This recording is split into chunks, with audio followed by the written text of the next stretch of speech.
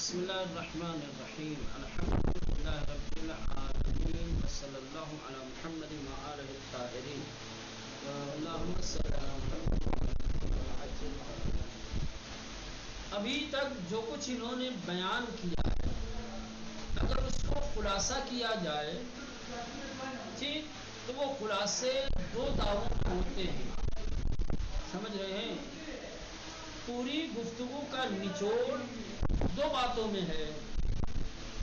یعنی صاحب کتاب نے جو کچھ بیان کیا ہے ابھی تک اگر اس کو مختصر کیا جائے تو گویا صاحب کتاب کے نزدیک دو دعوے ہیں. پہلا دعویٰ کیا ہے کہ اصول عقائد میں فکر و نظر واجب ہے. آسان لفظوں میں اصول عقائد کو دلیلوں کے ذریعے سے سمجھنا ضروری ہے. کسی غیر کی تقلید جائز نہیں ہے. یہ دعوے اول ہے ان کا. آپ کے گویا دو دعوے ہیں, دو ادعا. ٹھیک. نمبر ایک اصول دین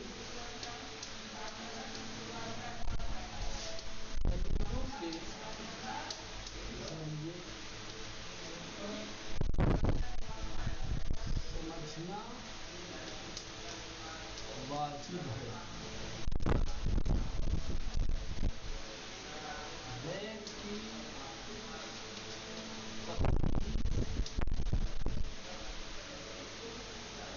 جس میں غیر کی تقلید جائز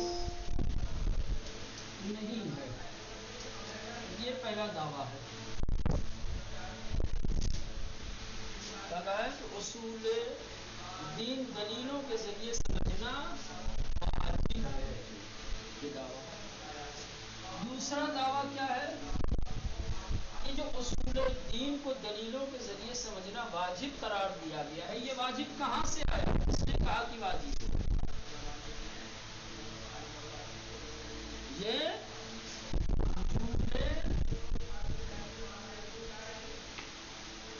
وجوب کیا ہے؟ وجوب عقلی ہے. وجوب عقلی ہے. وجوب عقلی ہے. وجوب شرعی سے پہلے. اب اس کو سمجھیے. کسی چیز کو واجب یا عقل قرار دیتی ہے یا شریعت.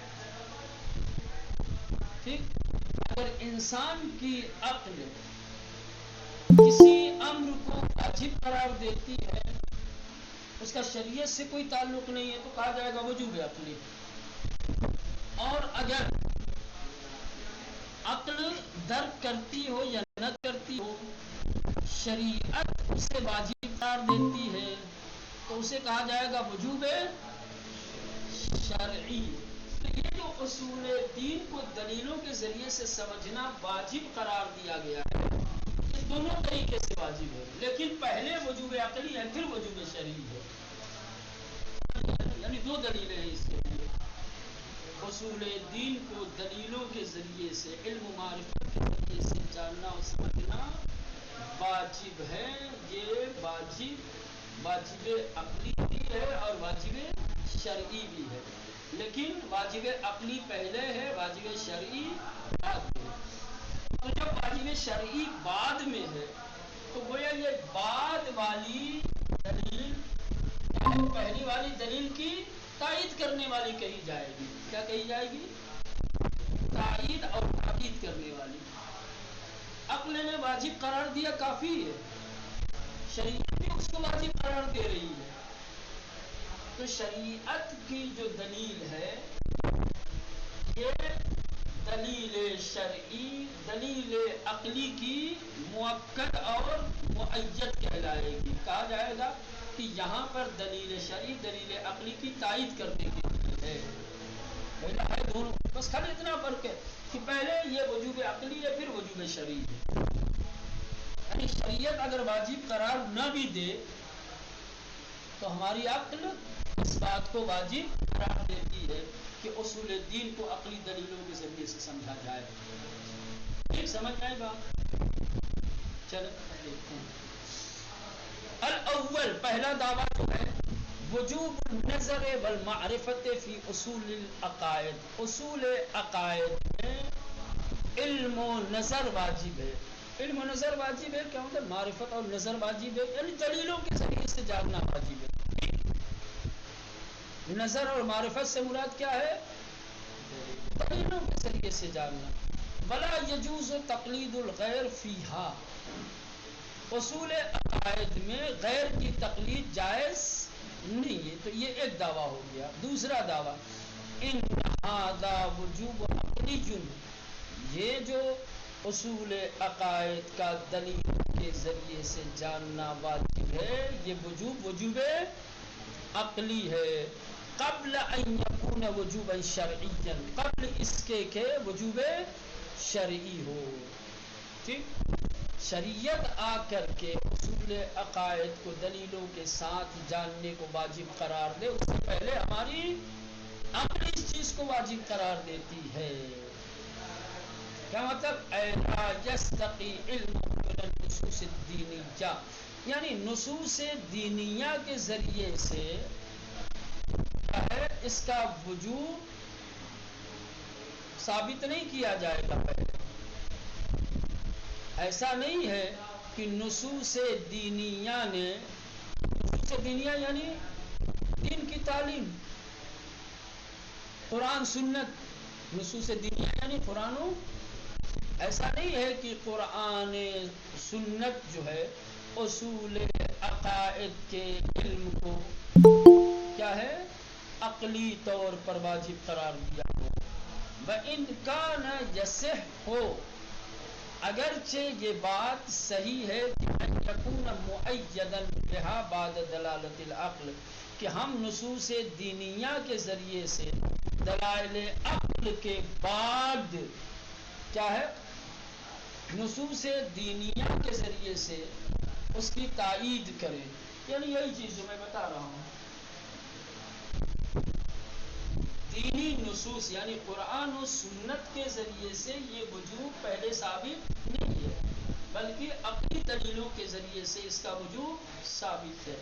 اب بعد میں اگر دلیل شرعی آتی ہے نصوص دینیہ بھی اگر اصول دین کو عقلی دلیلوں کے ذریعے سے جاننے کو واجب قرار دیتی ہے تو نصوص شرعیہ کو نصوص دینیہ کو یا تو کہا جائے کہ قرآن و سنت کی دلیل کو اس دلیل عقلی کی مؤید کہا جائے گا. کہا جائے کہ شریعت اس بات کی تائید کرتی ہے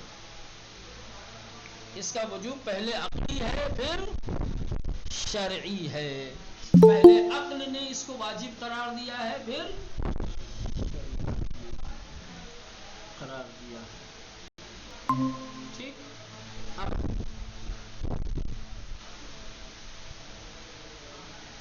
وَلَيْسَ مَعْنَى الْوُجُوبِ الْعَقْلِ إِلَّا إِدْرَاكُ الْعَقْلِ لِضَرُورَةِ الْمَعْرِفَةِ وَلُزُومِ التَّفْكِيرِ وَالْاجْتِهَادِ فِي أُصُولِ الْاعْتِقَادَاتِ. اب سوال یہ ہے کہ یہ وجوب عقلی کی کیا معنی ہے کیا مطلب ہے کہ دین کے بنیادی اصولوں بنیادی عقائد کو دلیلوں کے ساتھ جاننا عقلاً واجب ہے. یہ وجوب عقلی کا کیا مطلب ہے؟ کہ وجوب عقلی سے مراد یہ ہے کہ عقل اسے درک کرتی ہو فکر کے ذریعے سے اجتہاد کے ذریعے سے اعتقادی اصول کو سمجھا گیا. سمجھ رہے ہیں؟ عقل کے ذریعے سے تدبر کر کے تفکر کر کے اجتہاد کر کے ہم نے دین کے بنیادی عقائد کو سمجھا ہے. یہ معنی وجوب عقلی. وجوب عقلی سے مراد یہ ہے کہ عقل لازم قرار دیتی ہے عقل واجب قرار دیتی ہے کہ انسان فکر و نظر کے ذریعے سے کیا ہے اصول اعتقادات کو سمجھے نہ کہ کسی اور طریقے سے. ٹھیک.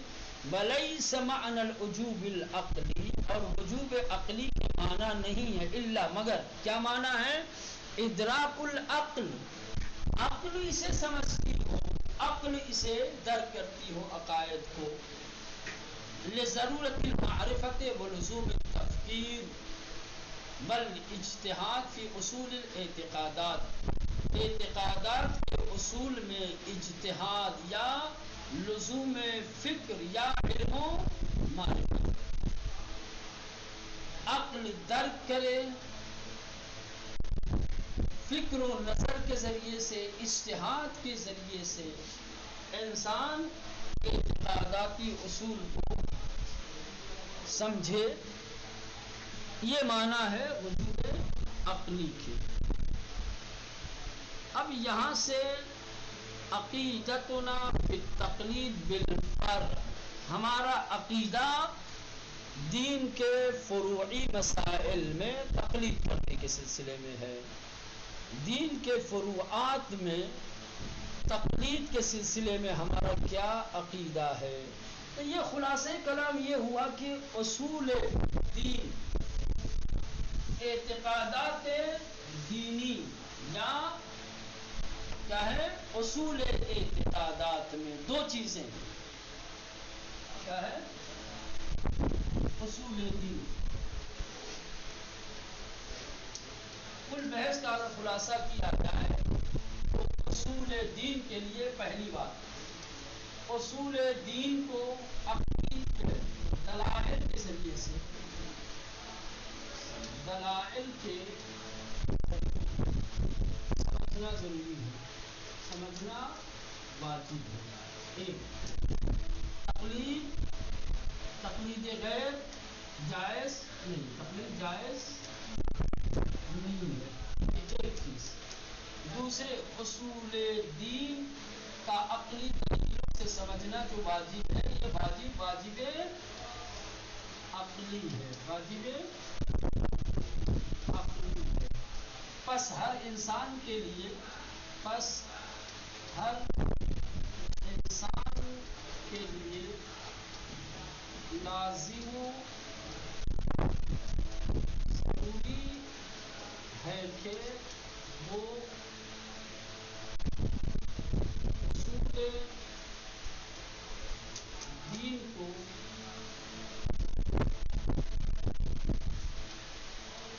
علم و معرفت اور دلائل کے ذریعے درک کرے، یعنی سمجھے۔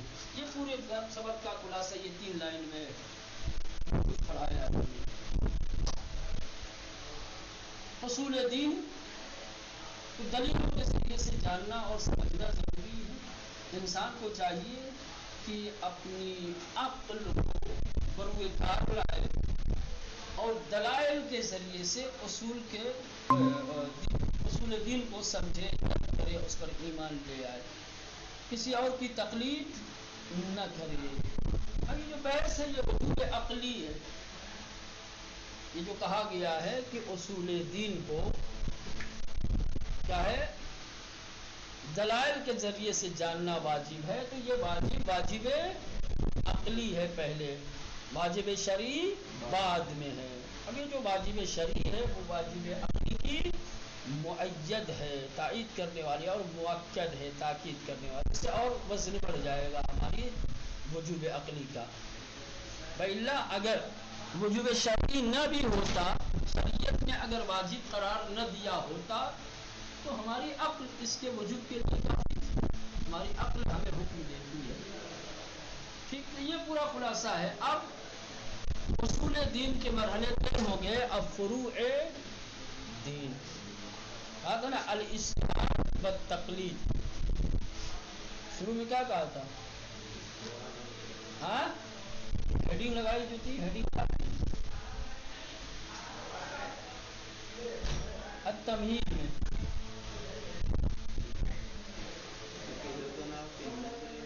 اس سے پہلے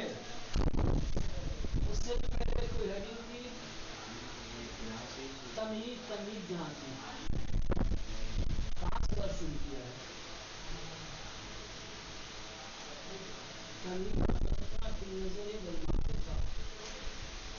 اس میں نہیں دیا ہوا ہے، یہ کتاب میں دیا ہے۔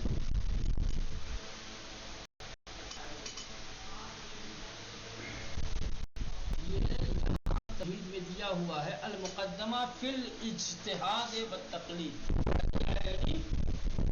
فی الاجتہاد والتقلید، ایک لفظ میں پورے درس کا خلاصہ۔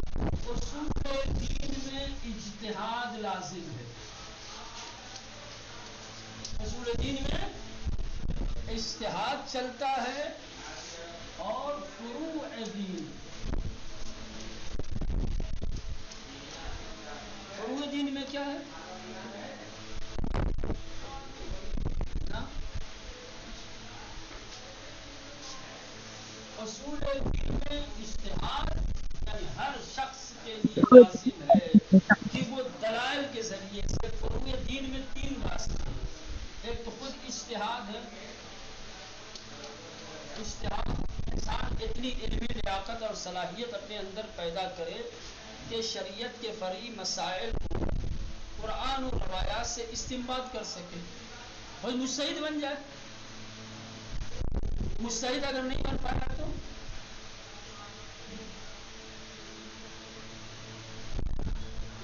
عمل نہیں کرے تقلید گا، کریں۔ عمل کرے گا پھر وہ جس نے اجتہاد کیا ہے، جس کے اندر صلاحیت ہے اجتہاد کی، جو شریعت کے فرعی احکام کو آیات و روایات سے استنباط کر سکتا ہے، اس کے فتوے پر عمل کر اس کو کہا جاتا ہے۔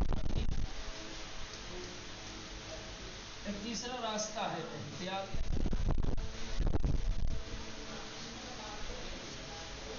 بس فرعی مسائل میں انسان کے لیے یہ تین راستے ہیں، کسی ایک راستے کو اختیار کر سکتا ہے، لیکن اصول دین میں انسان کے پاس صرف ایک ہی راستہ ہے، وہ ہے اجتہاد کا۔ ٹھیک سمجھ میں آئے؟ یہ پورے درس کا چند سطروں میں خلاصہ ہے۔ ٹھیک، اصول دین میں اجتہاد لازم ہے، اور فروع دین میں یا تو انسان مجتہد بنے، اجتہاد کرے، اپنے اندر اتنی صلاحیت پیدا کرے علمی کہ وہ شریعت کے ہر فرعی مسئلے کو اس کے ماخذ سے، اس کے منبع سے یعنی قرآن و روایات سے اخذ کر سکے، استنباط کر سکے۔ کوئی بھی مسئلہ پیش آیا فوراً قرآن روایات دیکھے اور پھر اس کا حکم نکال سکے، وہ اسی کو اجتہاد کہا جاتا ہے۔ اور اگر مجتہد نہیں بن سکتا، اجتہاد نہیں کر سکتا، کیا کرے؟ تقلید کرے کہ جس کے اندر یہ صلاحیت ہے، جس نے قرآن و حدیث سے فرعی مسائل کے احکام اور قانون نکالے ہیں، فتوے دیے ہیں، اس کے فتوے پر عمل کرے۔ ایک راستہ ہے احتیاط کا، احتیاط کا راستہ، اس میں جتنا سخت اجتہاد ہے اتنا ہی سخت احتیاط ہے۔ وہ ابھی جب آئے گی بحث تو وہاں پر میں سمجھاؤں گا کہ یہ احتیاط کیا چیز ہے، کیونکہ یہ دونوں تو آسان ہے، یہ دونوں تو آپ نے سمجھ لیا۔ احتیاط صرف سنا ہوگا، اس کو سمجھا کیا سمجھا ہے؟ کیا ہے؟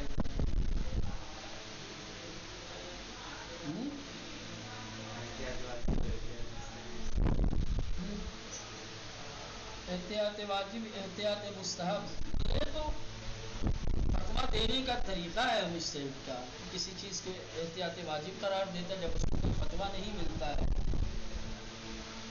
سمجھ رہے، اپنی رائے نہیں دیتا ہے، وہاں پہ کہہ دیتا ہے کہ احتیاط واجب۔ تو احتیاط واجب میں تقلید کرنے والے کے پاس دو راستے ہوتے ہیں کہ جیسے مجتہد نے بیان کیا ہے ویسے ہی عمل کرے۔ مثال دے دوں تاکہ بات واضح ہو۔ مثلا سیستانی صاحب کی آپ تقلید کرتے ہیں، سیستانی صاحب نے کہا ہے کہ مثلا نماز کی دوسری اور تیسری رکعت میں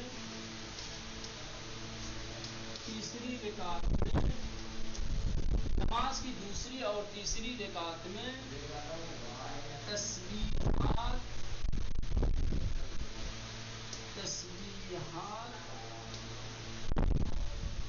تین مرتبہ، احتیاط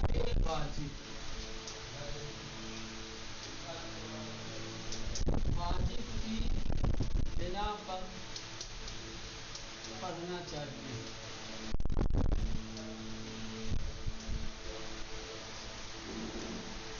کیا کیا کہا؟ احتیاط واجب یہ ہے کہ اس کو پہلے لے جائیں جتنا تھوڑا صحیح ہو گیا ہے اور آسان کہنا ہے۔ احتیاط واجب یہ ہے کہ نماز کی دوسری اور تیسری رکعت میں تسبیحات 3 مرتبہ پڑھا جائے۔ کیا کہا؟ احتیاط واجب یہ ہے کہ نماز کی دوسری اور تیسری اور چوتھی رکعت میں تسبیحات اربع کو 3 مرتبہ۔ اب یہ جو احتیاط واجب انہوں نے کہا ہے، احتیاط واجب کہاں ہوتا ہے؟ جہاں مجتہد کا اپنا فتویٰ نہیں ہوتا ہے، صرف مجتہد احتیاط کا راستہ دکھاتا ہے، اپنا کوئی فتویٰ اپنا کوئی نظریہ پیش نہیں کرتا ہے۔ یہاں پر مجتہد کا اپنا کوئی فتویٰ نہیں ہے، مجتہد نے صرف آپ کو احتیاط کا راستہ دکھایا ہے۔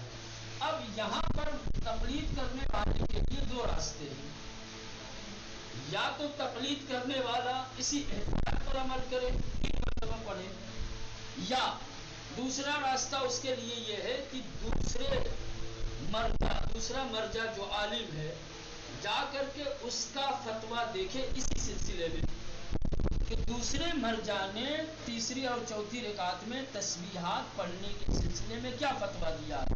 فرض کر لیں میں نے مراجعہ کیا خامنائی صاحب توضیح مسائل، جب اس میں تیسری اور چوتھی رکعت میں تسبیحات پڑھنے کا حکم دیکھا تو انہوں نے مثال کے طور پر کہا ہے کہ دوسری اور تیسری رکعت میں 1 مرتبہ تسبیحات اربع پڑھنا کافی ہے۔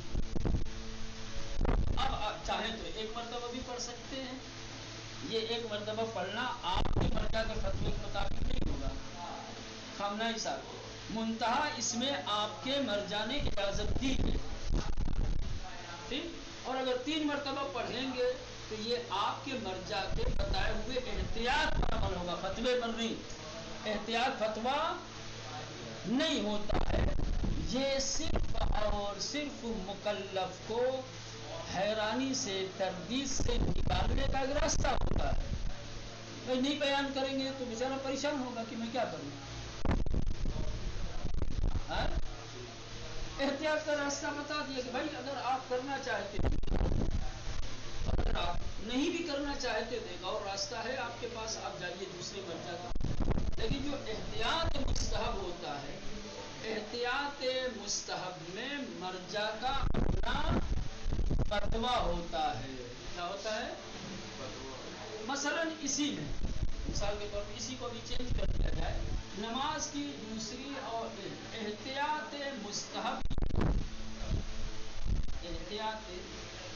مثلاً احتیاط مستحب یہ ہے کہ نماز کی تیسری اور چوتھی رکعت میں تسبیحات 3 مرتبہ پڑھا جائے، 1 مرتبہ پڑھنا کافی ہے۔ اب یہ جو 1 مرتبہ پڑھنا کافی کہتا ہے، یہ مرجع کا اپنا فتویٰ ہے، یہ مرجع کا اپنا۔ اب یہاں آپ دوسرے مرجع کا فتویٰ نہیں دے سکتے، اس لیے کہ یہاں آپ کے مرجع کا فتویٰ موجود ہے، تو جہاں اپنے مرجع کا فتویٰ موجود ہو وہاں دوسرے مرجع کا فتویٰ نہیں دیکھا جا سکتا، لیکن جہاں اپنے مرجع کا فتویٰ موجود نہ ہو وہاں تو یہ احتیاط واجب مرجع وہاں لاتا ہے جہاں مرجع کا اپنا فتویٰ نہیں ہوتا۔ تو جہاں جس مسئلے میں مرجع تقلید یہ لفظ استعمال کرے احتیاط واجب، تو سمجھ جائیے کہ میرے مرجع تقلید نے اپنا فتویٰ نہیں دیا ہے، بس صرف احتیاط کا راستہ بتایا ہے۔ میرے پاس 2 راستے ہیں، میں چاہوں تو اپنے مرجع تقلید کے بتائے ہوئے احتیاط کے راستے پہ عمل کروں، ٹھیک، یا جاؤں کسی اور مرجع کا۔ یہ احتیاط نہیں ہے، احتیاط واجب اور احتیاط مستحب۔ میں سمجھا دیتا ہوں اس کو، احتیاط کیا ہے؟ احتیاط ایک ایسا راستہ ہے کہ جس میں کسی طریقے کا شک و تردید باقی نہیں رہ جاتا، جہاں مکلف کو اپنی تکلیف کی ادائیگی کا یقین ہو جائے، جہاں مکلف کو اپنی تکلیف کی ادائیگی اور بری ذمہ ہونے کا یقین ہو جائے۔ آسان لفظوں میں جہاں مکلف عمل کو انجام دینے کے لیے ایسا راستہ اختیار کرے کہ جس کے بعد مکلف کو اطمینان ہو جائے کہ میں نے اپنا فریضہ ادا کر دیا ہے۔ مثلا ایک مجتہد نے کہا کہ کربلا معلی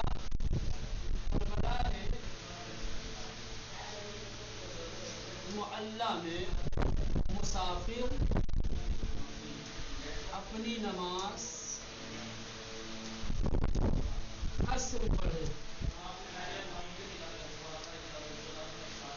دوسرے نے کہا پوری پڑھے۔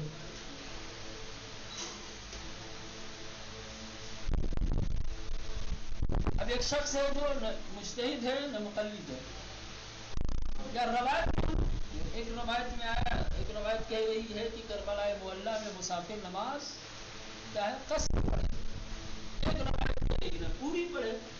اب اگر بیچارہ قصر پڑھتا ہے تو یہ شک باقی رہتا ہے یار ہو سکتا ہے پوری والی صحیح ہو، پوری پڑھتا ہے یہ روایت پہ عمل نہیں ہوگا، کیا کرے؟ شک و تردید میں مبتلا رہے گا، تو اب کون سا راستہ اختیار کرے گا؟ قصر بھی پڑھے گا پوری بھی پڑھے گا، ابھی تو شک و تردید دور ہوگی اس کی۔ ہاں میں نے اپنا وظیفہ اگر قصر نہیں ہوگی تو قصر بھی پڑھ دیا ہے، اگر واقع میں پوری پڑھنی تو میں نے پوری بھی، تو بڑا سخت ہی راستہ ہے، کوئی آسان نہیں ہے، زحمت پہ پڑ جاتا ہے، احتیاط پر عمل کرنے والا ہے۔ اور یہ بھی تقریباً مجتہد جیسے ہی اس کو تمام احتیاط کے مطابق یاد بھی تو ہونی چاہیے کہاں کہاں کیا کیا کس طریقے سے آیا ہے، وہ مشکل راستہ ہے، سمجھ رہے ہیں؟ سمجھ میں ہے احتیاط یہ وہ فتوے میں نہیں ہے، یہ عمل میں احتیاط، بات سمجھ رہے ہیں؟ مستحید اپنے فتوے میں یا توضیح المسائل میں جو احتیاط واجب اور احتیاط مستحب درج کرتا ہے لکھتا ہے، اصطلاح ہے، اس کا معنی الگ ہے، اور یہاں جو احتیاط ایک راستہ بتایا گیا ہے یہ عمل کا راستہ ہے، سمجھ رہے ہیں؟ کہ کوئی اصطلاح ہے لیکن عمل کے لیے ایک اصطلاح، ایک راستہ ہے فریم احکام پر عمل کرنے کا، شریعت کے فرعی مسائل پر عمل کرنے کا ایک طریقہ ہے، ایک راستہ ہے۔ چلے پھر جب آگے آئے گا انشاءاللہ وہاں مزید وضاحت کی ضرورت ہوگی، کچھ بتانے کی ضرورت محسوس ہوگی تو وہاں پر بیان کیا جائے گا، ابھی فی الحال اتفاق